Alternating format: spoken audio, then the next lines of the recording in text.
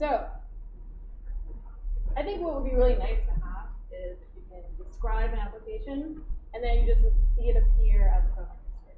Okay, so that's something that we don't have right now.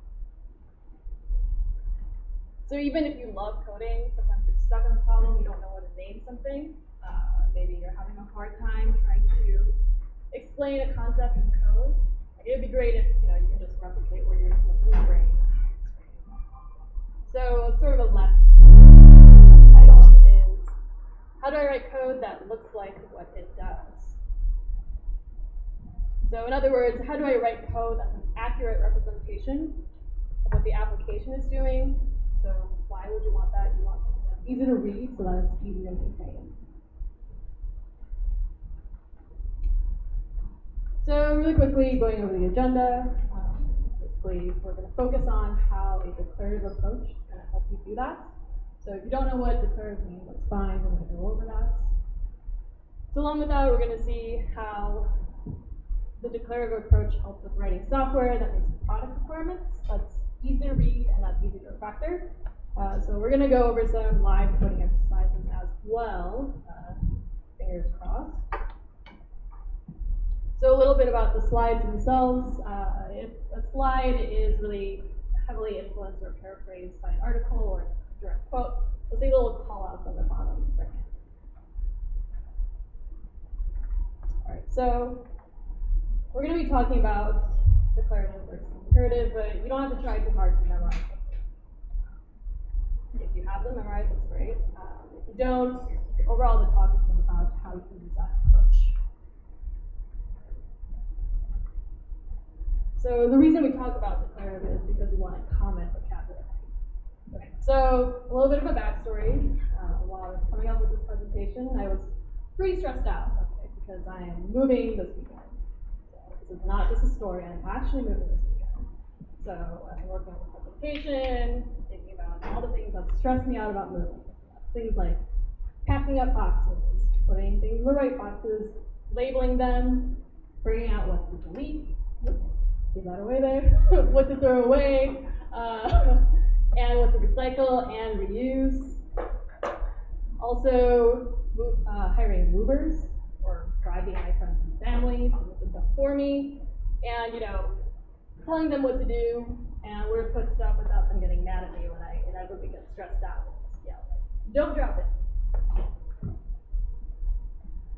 So the thing that makes me happy when I think about moving is envisioning the final state, right? So my beautiful loft bedroom in a $1 million high-rise.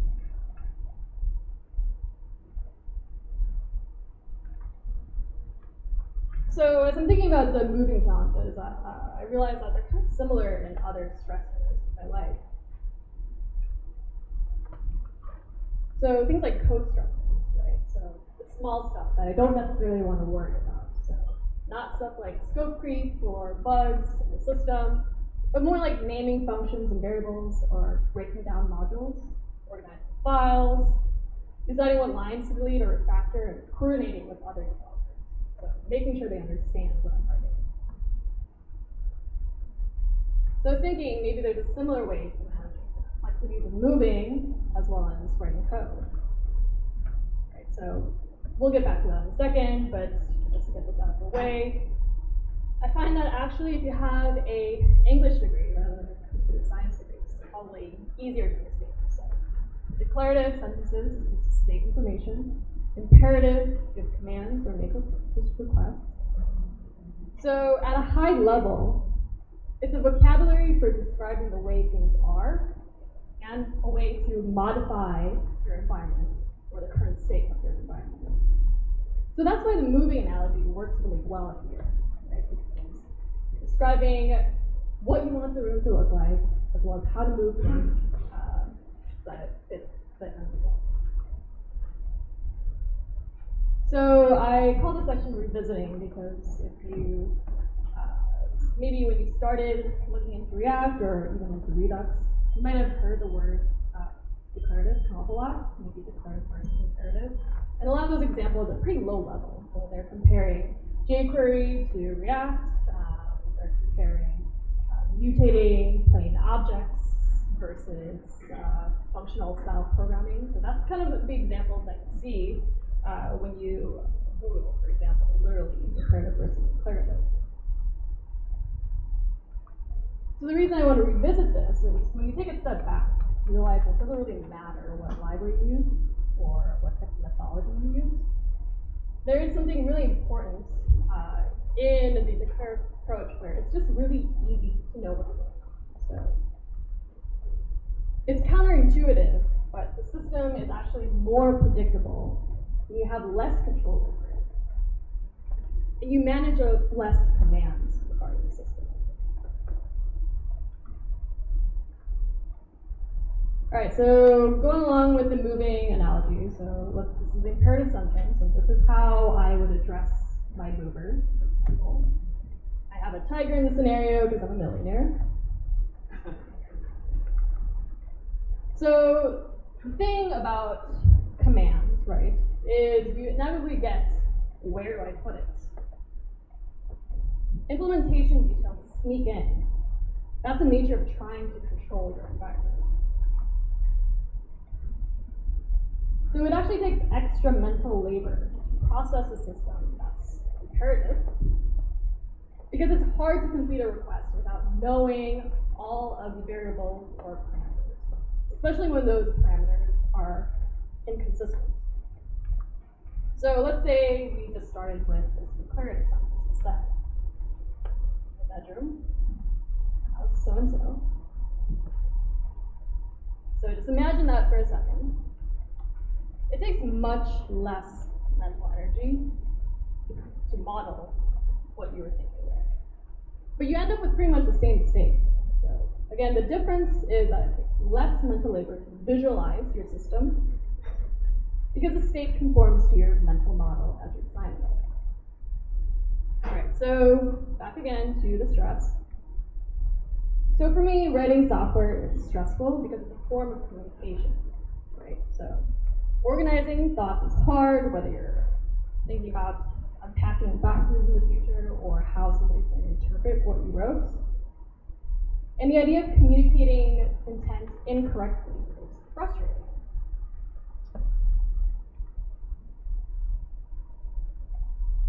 So even if you don't know or didn't know what declarative meant, you write declarative statements every time you use React. So take a looking at the pseudocode. It's pretty clear just glancing at it what's going on here. Remember, React is just easy to read code that compiles to hard to read code. So the fact that it's a declarative way of coding doesn't mean that there's not an underlying imperative system. It's just that the first thing you see is to the left. So to the right, I just copied random React source code. So it's not a direct translation.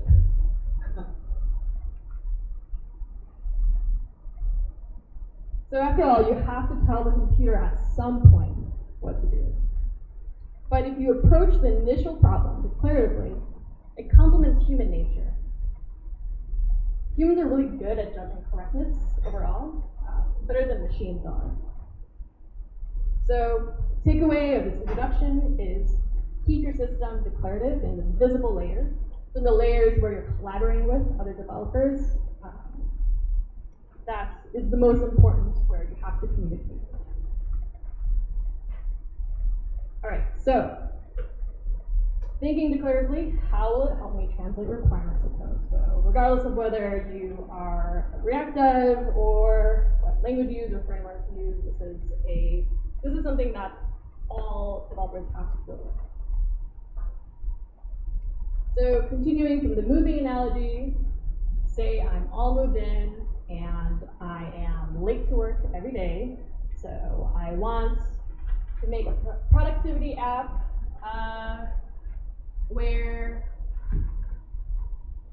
it'll connect to all of my IoT devices and make sure I get to work on time. So it has an alarm, a coffee machine, a toaster that goes off at a certain time, and I can also override that to complete at the same time. So I'm going to show a short clip from a movie Brazil, which which is a really surreal movie from the 80s.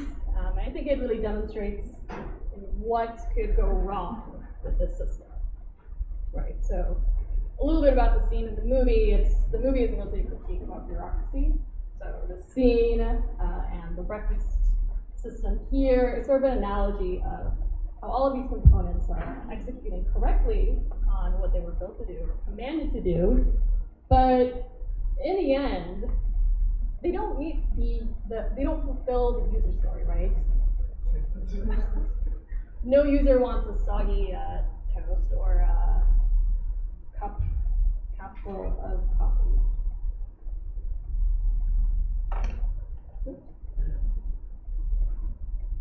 All right, so let's try to avoid that. So let's try to avoid that by trying a direct translation of requirements to a JSON object. So you can pretty much immediately tell what's going on to the right. So even if you don't write out your state this way, this is really easy to read. So in fact, this is how I know this is easy to read is I was running this presentation through with my colleagues, and Carrie, who was on the ops team, actually pointed out a couple of typos on the right. You can clearly read it.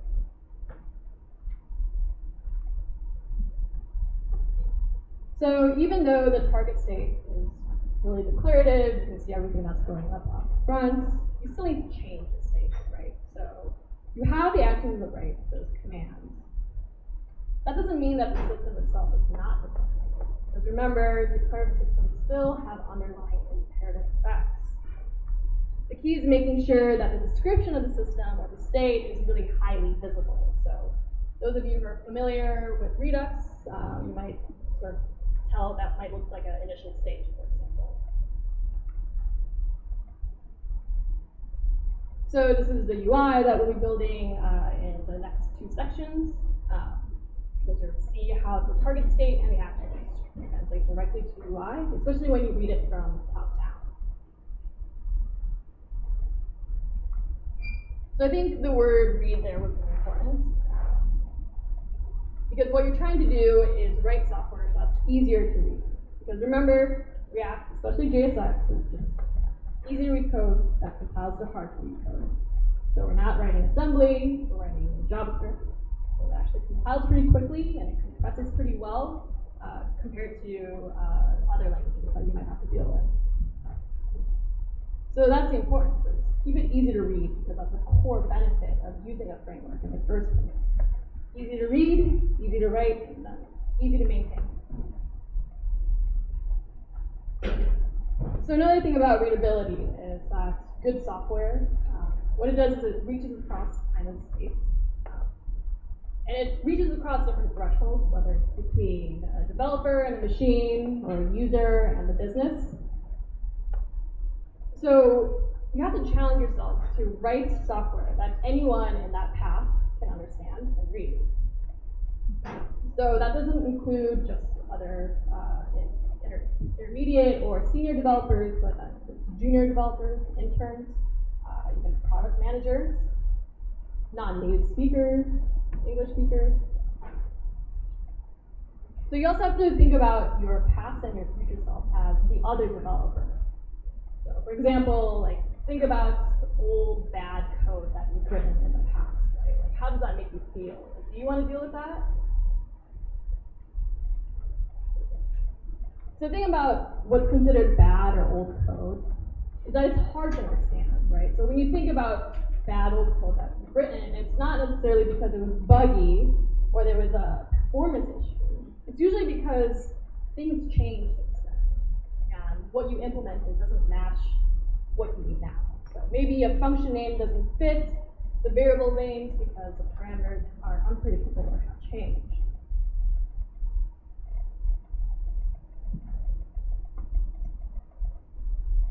So documenting old code also gets out of sync. So even if you leave beautiful comments all over your code base, even if you've documented in the README, that's just the nature of a changing project. It's going to get out of sync at some point.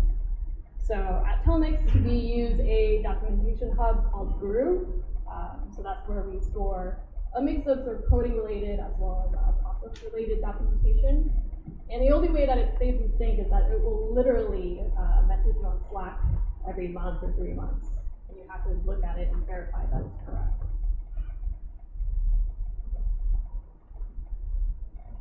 So even when there is documentation, you still have to context switch. So say that you wrote a module and being used by another developer in another file. You have to switch between those files, figure out your JS comments, figure out what's going on, where it's used, etc.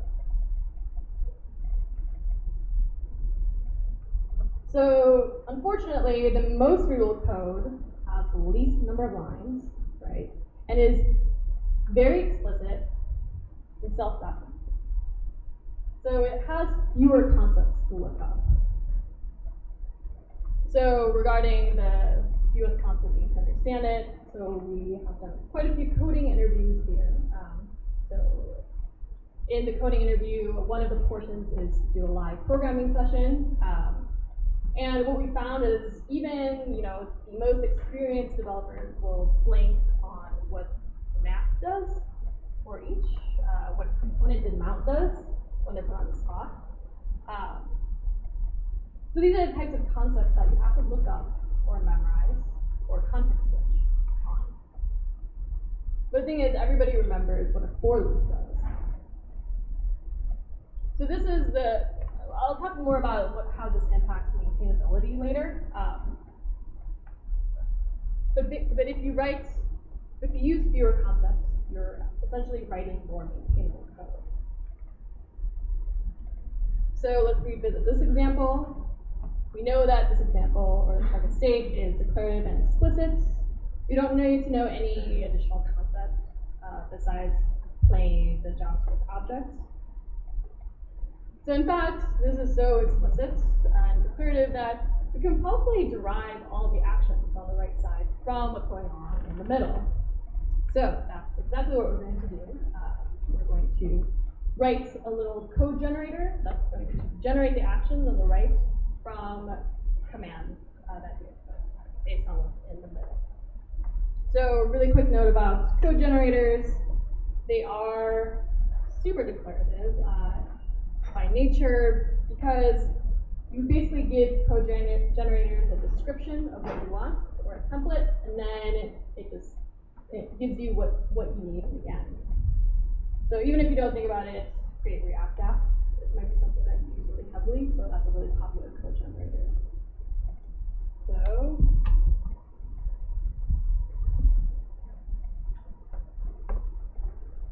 switching those here. So what I'm using in this example is Plop, with PopYes. Basically, it's a little utility that can help you generate code based on handlebar templates, as well as command line inputs. So in the script, UseEffect generate Redux module, and what we want to do is generate a breakfast machine Redux module that we can use in the UI on the right side. So let's take a look at the plot file. And even if you're not familiar with the plot, you can sort of read it and see that what it takes is a reducer name, the property name of what we want to modify with our actions, as well as the possible states, initial states, and the actions themselves. So there's a bunch of stuff happening here.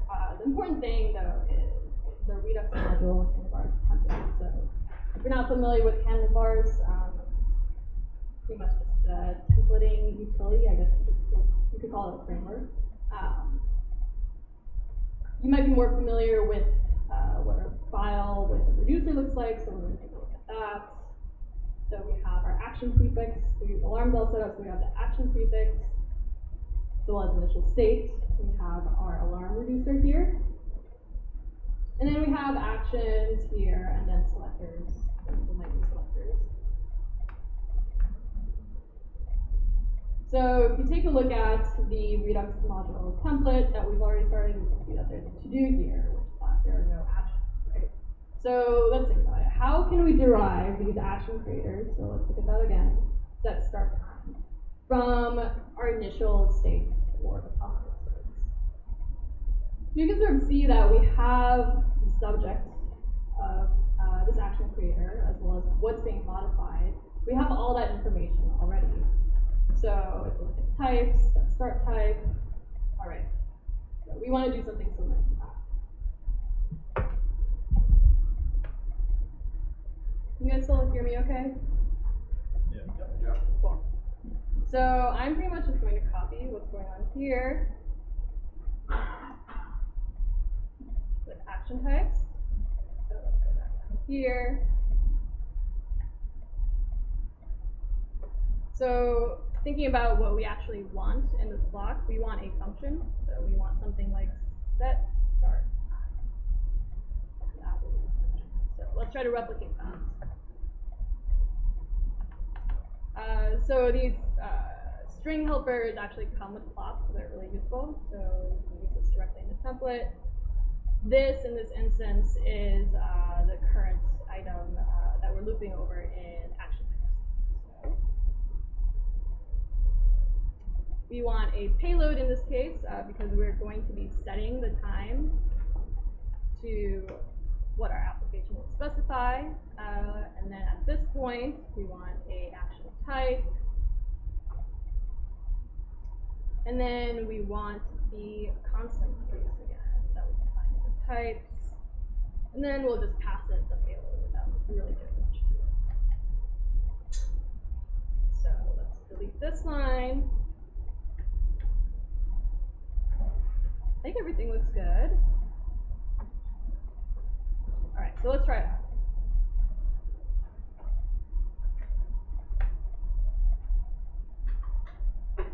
Right, enter user name, so we'll call this toaster. The property that we want to modify is start time.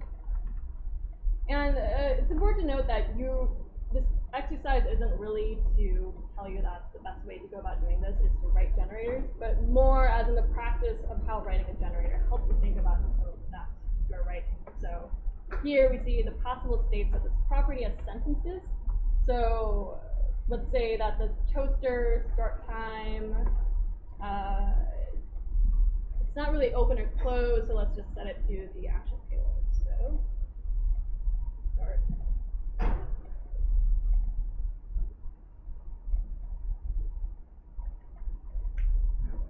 So for initial state, let's just say we don't care. So let's do start time, undefined.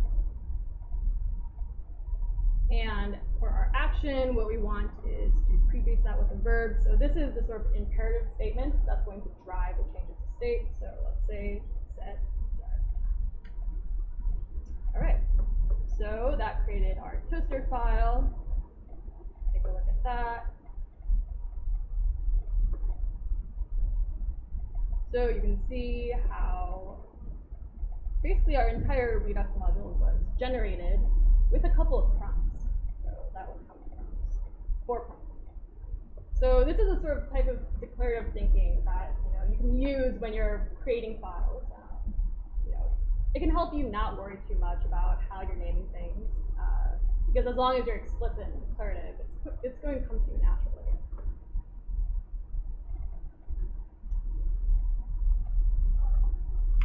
All right, so moving back into the presentation. What we've covered so far is translating requirements to its declarative representation. We demonstrated how explicit code is really easy to generate. So now we're going to cover how and why it's easy to refactor a declarative system.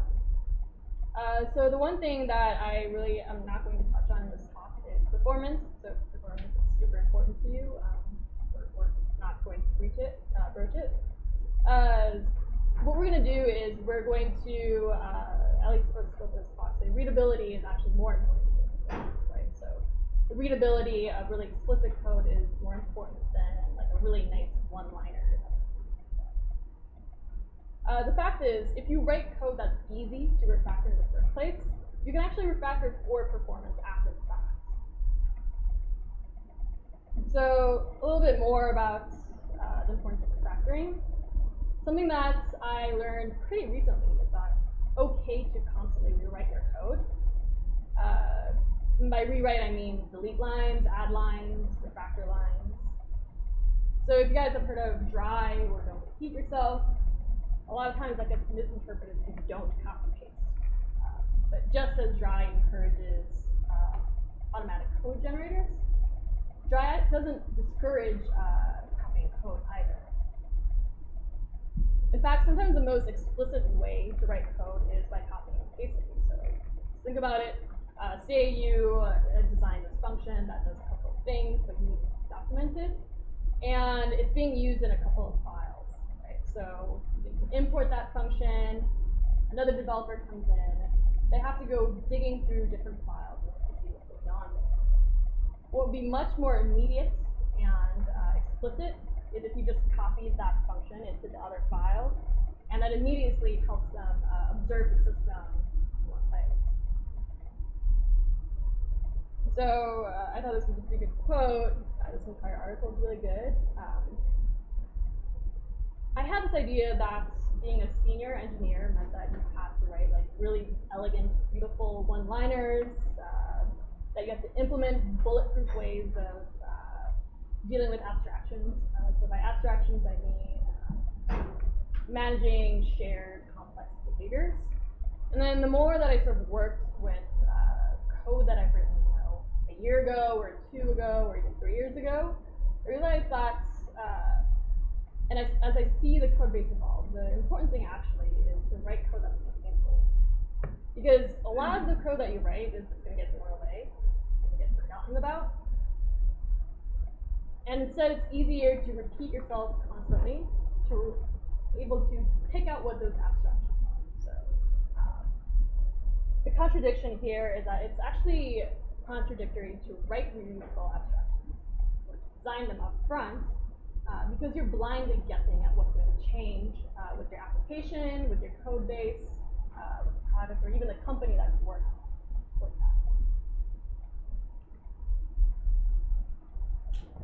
So the importance is we're calculating the unique lines of code that you write, right? So not the total lines of source code. So even if you use like a bunch of libraries, if you copy and paste yourself over and over again, the important thing is that the unique lines of code that you write are maintainable and they're easy to delete. So each hard to delete or hard to refactor line of code has a cost associated with it. That's a maintenance cost. So that cost translates to real dev hours of somebody trying to figure out what's going on there. So that actually translates to a loss of money for your business or your time, your personal time. The thing is, you should reduce that cost. And a way to do that is writing in a way that's easy to refactor and delete. So this is the last demo. What we're going to do is we're going to take this application that we built here. And when we think about it, there's a couple of things that we don't like right after we sort of went through the readability and maintainability. One thing is that, I'm going to switch gears here a little bit. So we're going to be refactoring this Redux implementation to hooks.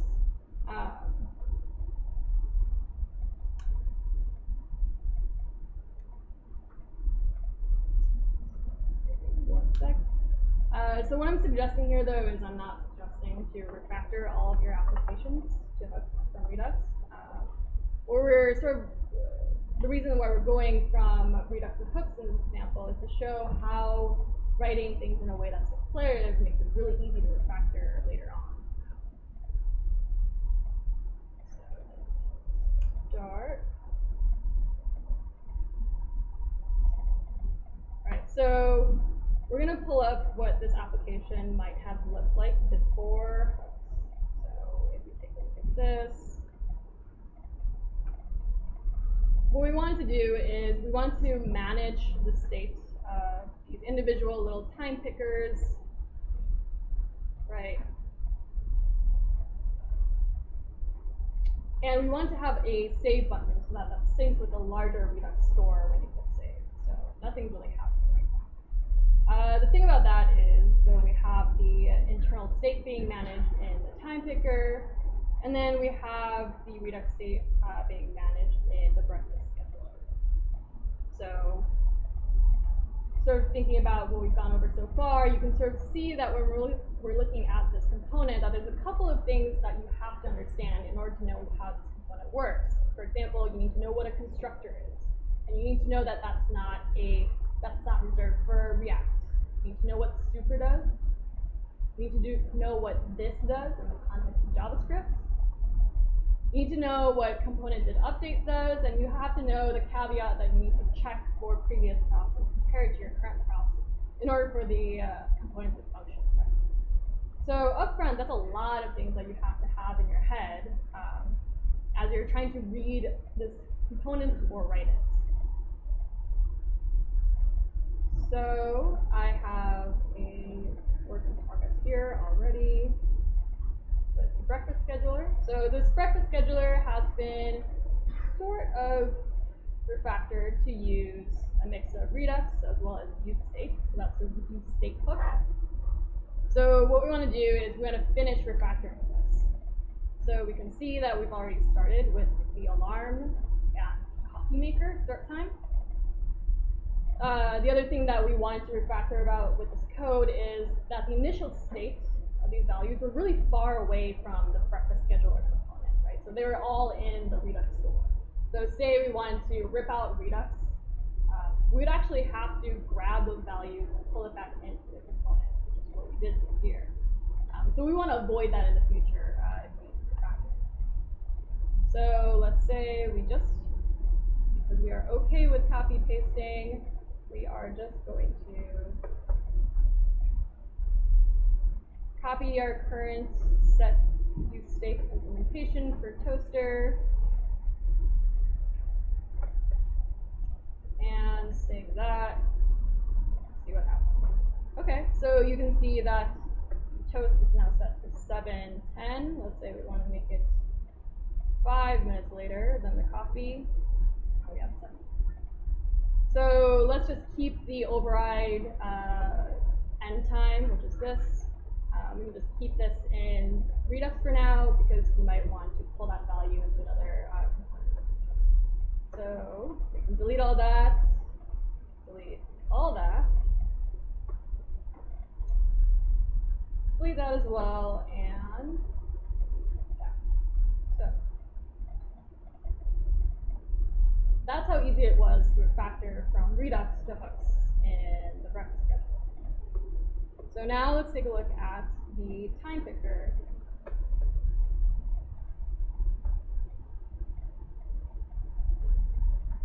So while I was clicking this, you could sort of see that it's not really functioning correctly. For example, cancel and save doesn't do anything. So we're going to have to translate that in our refactoring component. So I started to refactor this already to use state.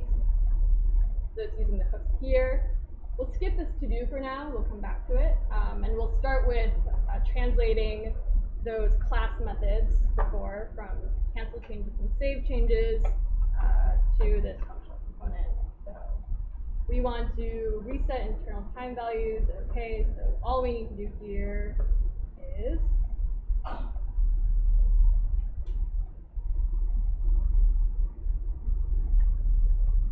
copy this, hours. And even though we're repeating these initial values right now, let's just say we want to refactor that later. So right now we're just going to copy paste because we're okay with copying.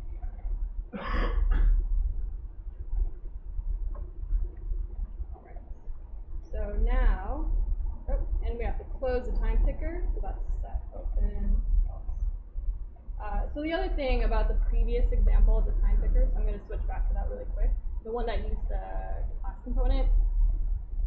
Is that there's a single state object, and the open property is mixed in with hours and period.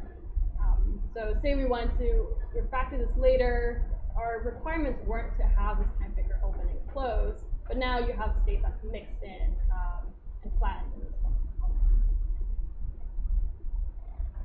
So now if we cancel changes, we can see that it closes. So we'll try saved changes. So saved should call the set time prop that was passed by the breakfast scheduler. So what we want to do is update the hours, minutes, and period that's coming from prop.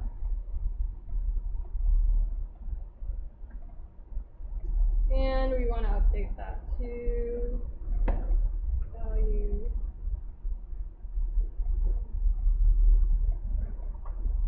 for minutes.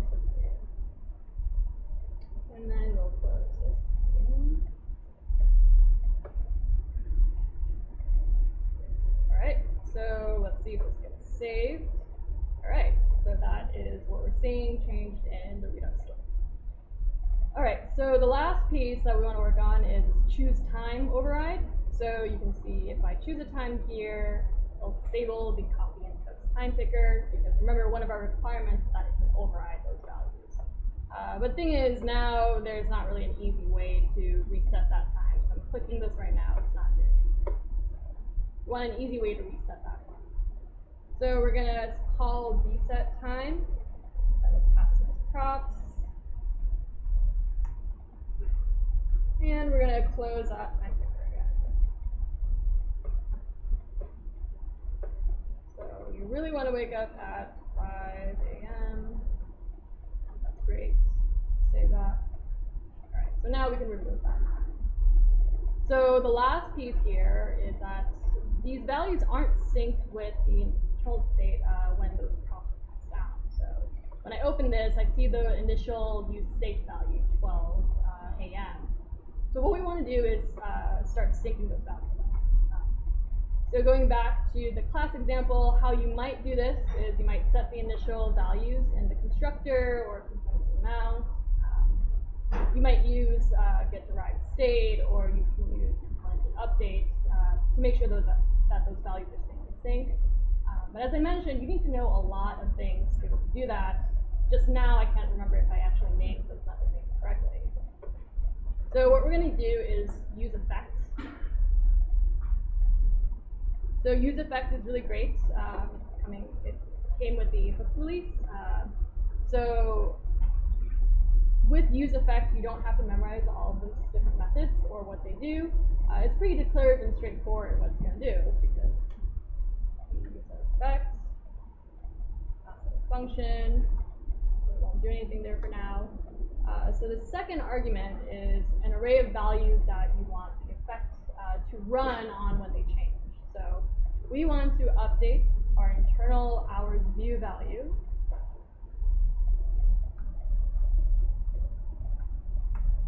only when the hours prop changes. That's what we're passing in there. So there's probably a more efficient way of doing this, but again, we're not really worried about it right now. So we're just going to create 3 effects that watch you 3 different properties. So if this all works out, we open this, you should see the,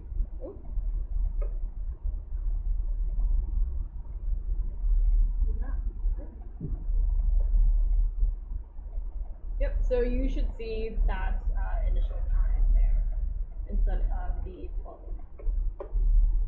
Alright, so that is it for the demo. So these are all the resources and articles that I was inspired by. There were calls that have a picture of this, or maybe we can send slides out at the end as well. My favorite of these is the Programming is Terrible article. I was really heavily influenced by it, as well as the David Copeland article, Explicit Code Inclusive, which actually I think is about Python maybe, or Ruby, but it really applies in general to building software. So that's it. Thank you.